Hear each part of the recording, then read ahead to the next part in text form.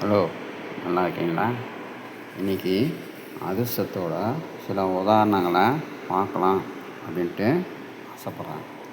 So எனக்கு தெரிஞ்சு அதிர்ஷ்டத்தில் 4 அதிர்ஷ்டங்களை நான் இப்போது அறிமுகப்படுத்தலான்னு ஆசைப்பட்றேன்.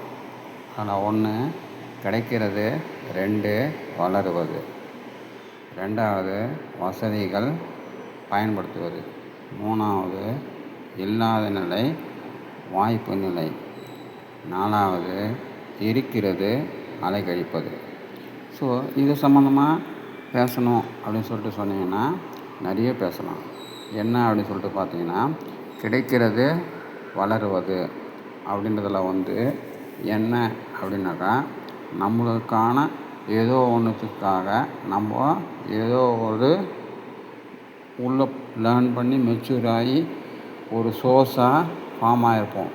இப்போ அந்த சோர்ஸ் நம்மளுக்கு கொடுக்குற சான்ஸ் கிடைக்கிறது வளருவது அப்படின்றதில் வரும்.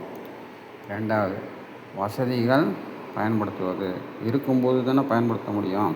ஸோ அப்போ இருக்கணும் அப்படின்றதெல்லாம் வசதிகள். ஸோ அது இருக்கும்போது பயன்படுத்துதல் அப்படின்றது அதனோட அடுத்த அதிர்ஷ்டம் அப்படின்னு சொல்லிட்டு சொல்லலாம். 3வது இல்லாத நிலை வாய்ப்பு நிலை. இப்போது ஒரு தேவை க்ரியேட் ஆகுது. அந்த தேவையை ரீச் ஆகிறதுக்கு ஏதோ ஒன்று ஹெல்ப் பண்ணும். ஓகேவா? ஸோ அந்த ஹெல்ப் பண்ணுற அந்த ப்ராசஸ் வாய்ப்பு நிலை. ஸோ இல்லாத நிலை வாய்ப்பு நிலைக்கு ஹெல்ப் பண்ணும். 4வது இருக்கிறது அலைக்கழிப்பது. ஸோ சிலதெல்லாம் எக்ஸஸாக ஓவராக ஸ்டோர் ஆகிடுச்சுனாக்கா அது என்ன பண்ணும் அப்படின்னாக்கா, என்டர்டெயின்மெண்ட் அப்படின்ற பேரில் இருக்கிற அந்த ஒரு இதுவை டிஸ்டர்ப் பண்ணும். ஸோ அது இருக்கிறது அலைக்கழிக்கிறது அப்படின்ற கான்செப்டில் சொல்லலாம்.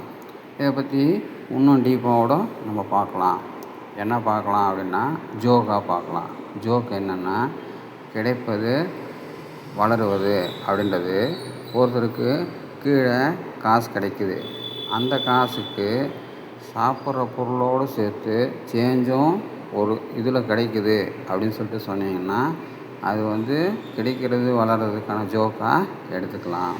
2வது வசதிகள் பயன்படுத்துவது. வசதிகள் பயன்படுத்துவது அப்படின்னும்போது ஒரு தேவை இருக்கும். ஆனால் அந்த தேவையை நுகர்றதுக்கு பல பேர் இருப்பாங்க. பட் அவங்களால அந்த தேவையை ஃபுல்ஃபில் பண்ண முடியாது. பட் ஒருத்தன் கொஞ்சம் நியராக இருப்பான், ஒருத்தன் பேக்காக இருப்பான். ஸோ இவங்க நெட்வொர்க்காக ஃபார்ம் பண்ணி அந்த வசதியை பயன்படுத்திக்கலாம். இப்போ உதாரணத்துக்கு 2 நண்பர்கள் போகிறான். ஒருத்தன் காசு அதிகமாகவும் ஒருத்தன் காசு கம்மியாகவும் வச்சுருக்கிற 2 பேரும் சேர்ந்து அந்த காசில் அவங்க ஆசைப்பட்ட அந்த ஒரு பொருளை வாங்கி சாப்பிட்டு வராங்க. ஆனால் 2 பேரும் ஈக்குவலாக தான் சாப்பிட்றாங்க. ஆனால் காசு கொடுத்ததில் முன்ன பின்ன கொடுத்துருப்பாங்க. ஸோ இது வசதிகள் வாய்ப்புகளில் ஜோக்காக நாம் பார்த்தது. ஸோ அடுத்தது இல்லாத நிலை வாய்ப்பு நிலை. ஸோ இப்போது இதில் நான் ஜோக்கு என்ன பார்த்தேன் அப்படின்னு சொல்லிட்டு கேட்டிங்கனாக்கா, ஒரு பிச்சைக்காரன் பிச்சை எடுத்துகிட்டு இருப்பான். அந்த வழியாக பிச்சை கேட்க போன ஒருத்தர் காசு கேட்பான். இல்லை அப்படின்னோடனே, சரி நீ நானும் ஒன்று தான், பார்ட்னராக நம்ம உட்காந்து ஒர்க் பண்ணலாம் வா அப்படின்னு சொல்லி கூப்பிடுவான். இது என்னை இம்ப்ரெஸ் பண்ணது.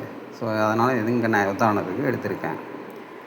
அடுத்தபடியாக பார்த்தீங்கன்னா, இருக்கிறது அலைக்கழிப்பது. இப்போது ஒரு சிலர் நிறைய காசு வச்சுருப்பாங்க. அவங்க ஜிம்முக்கு போய் நான் டயட் கண்ட்ரோல் பண்ணுறேன், பாடி கண்ட்ரோல் பண்ணுறேன் அப்படின்னு சொல்லிட்டு ஏகப்பட்ட ட்ரைனிங்கில் அங்கே இருக்கிற மாஸ்டர்ஸை மண்டை பிச்சுக்கிற அளவுக்கு வேலை வாங்கிட்டு, ஆனால் அவங்க சொல்கிற சாப்பாட்டு முறை இல்லாமல் அவங்க வித்தியாசமாக டிசைனாக சாப்பிட்டு அவங்களையே மண்டை குழப்ப வைக்கிற அளவுக்கு அது சம்மந்தம் இன்னும் தேட வைக்கிற தொழிலை பண்ணிட்டு இருப்பாங்க. ஸோ இதெல்லாம் ஒரு டைப் ஆஃப் அதிர்ஷ்டம் தான். அதிர்ஷ்டம்னா என்ன? ஸோ இருக்கிறத பயன்படுத்துகிற ஒரு ஆப்பர்ச்சுனிட்டி, அதை தான் அதிர்ஷ்டம் அப்படின்றோம். ஸோ இப்படி இருக்கிறது இப்படி மாறுது. ஸோ அதுவும் ஒரு டைப் ஆஃப் அதிர்ஷ்டம் தான். அது போட்டோம். இப்போ நம்ம விஷயத்துக்கு வருவோம். இப்போது நீங்கள் பார்த்தீங்க அப்படின்னாக்கா ஒரு ஃபைனான்ஷியலாக இருக்கிற அதிர்ஷ்டங்களை பார்ப்போம்.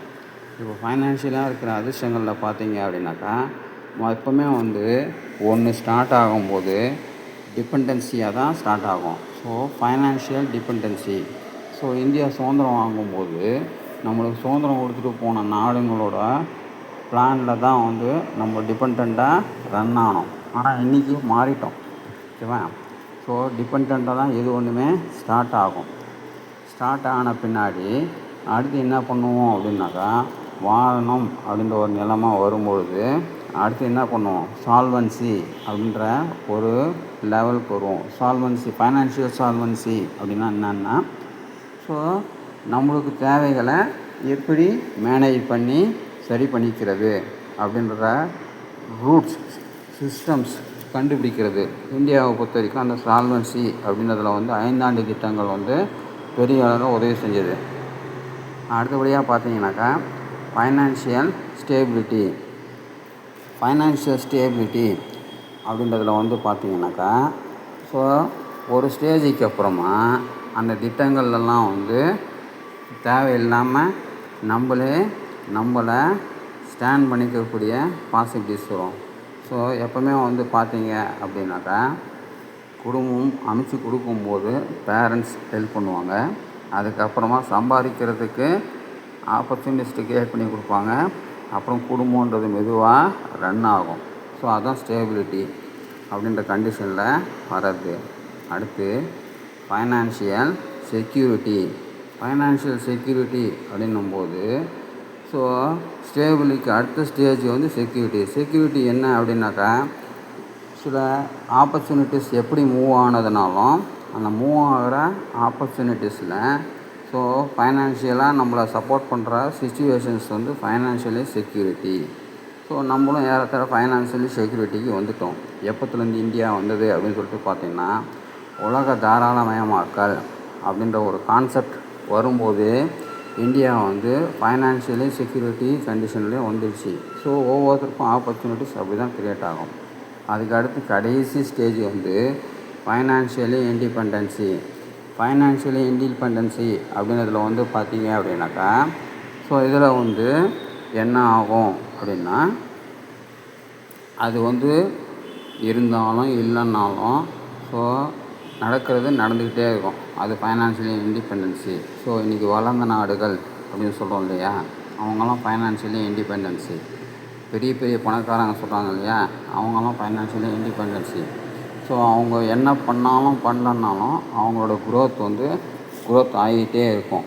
அந்த ஸ்டேஜுக்கு வந்துடுச்சுன்னா ஃபைனான்ஷியலி இண்டிபெண்டன்சி. ஆனால் இந்தியாவை பொறுத்த வரைக்கும் இன்றைக்கி ஃபைனான்ஷியலி செக்யூரிட்டி ஸ்டேஜில் தான் இருக்குது. இண்டிபெண்டன்சிக்கு நகர்ந்துட்டு இருக்கோம்.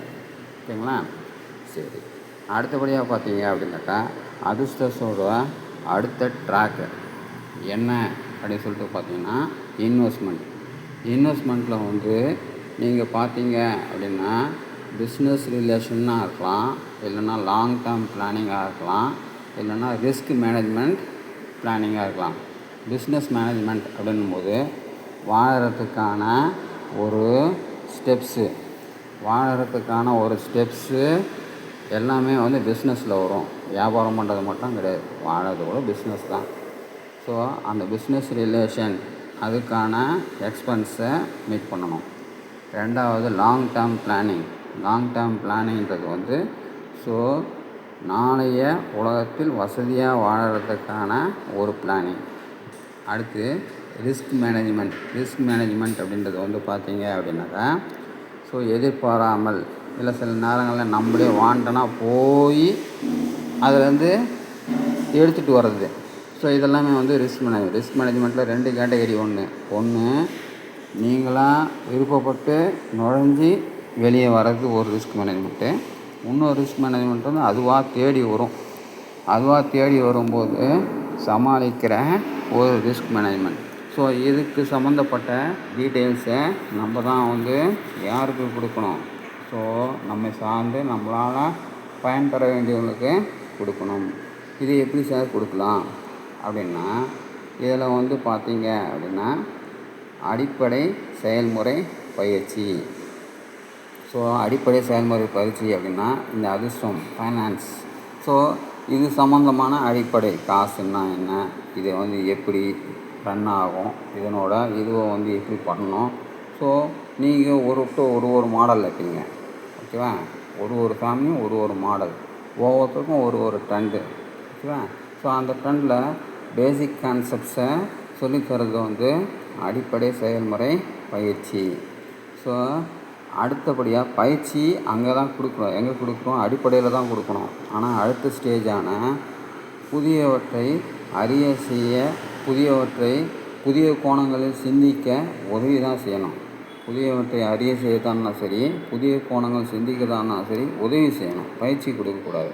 ஏன் அப்படின்னா மீன் பிடிக்க தான் கற்றுத்தரணும், மீனை பிடிச்சி சாப்பிட சொல்லி தரக்கூடாது. சாப்பிட சொல்லி கொடுத்தா என்ன ஆகும், ஸோ அந்த இடத்துல குரோத் வந்து ஸ்டாப் ஆகிடும். ஸோ அதனால் இதை நீங்கள் மனசில் வச்சுக்கணும். அடுத்து கூட்டாக சேர்ந்து பயிற்சி. ஸோ இப்போது அதில் வந்து அவங்க ட்ரைனிங்காக இதுவாக வராங்க அப்படின்னும்போது உங்களோட வியூஸை அவங்களோட சேர்ந்து முதல்ல கொஞ்சம் ஸ்டாண்ட் ஆகிற வரைக்கும் பண்ணிவிட்டு அப்புறம் அவங்க டன்னில் விட்டுட்டு வந்துடணும். இது கூட்டாக சேர்ந்து பயிற்சி. ஸோ இது வந்து முக்கியமான ஒரு வியூவாக பார்க்கப்படுது. கடைசியாக ஜோக். என்ன ஜோக் அப்படின்னாக்கா, கடலில் பெய்யும் மழை, பகலில் எரியும் தீபம். ஸோ இதை பற்றி சொன்ன உடனே எல்லோரும் என்ன சொல்லுவோம், ஸோ இதெல்லாம் வந்து வேஸ்ட் அப்படின்னு சொல்லிட்டு சொல்லுவோம். ஆனால் அதுக்கு பின்னாடி இன்னொரு விஷயமும் இருக்குது. என்ன இருக்குது தெரியுமா, கடலில் பெய்கிற மழையில் தான் முத்து அப்படின்ற ஒன்று நம்மளுக்கு கிடைக்குது. கடலில் பெய்கிற மழையில் தான் பவளப்பாறை அப்படின்ற ஒன்று இந்த உலகத்தில் நிற்குது, ஓகேவா. பகலில் எரியும் தீபம் தான் வந்து நிறைய பேர் வாழ்க்கையை பிரச்சனைகளை தீர்த்து வைக்குது. ஸோ பார்க்குற விதம் தான் வேறு, ஸோ செயல்பாடுகள் ஒன்று தான். நன்றி, தேங்க்யூ.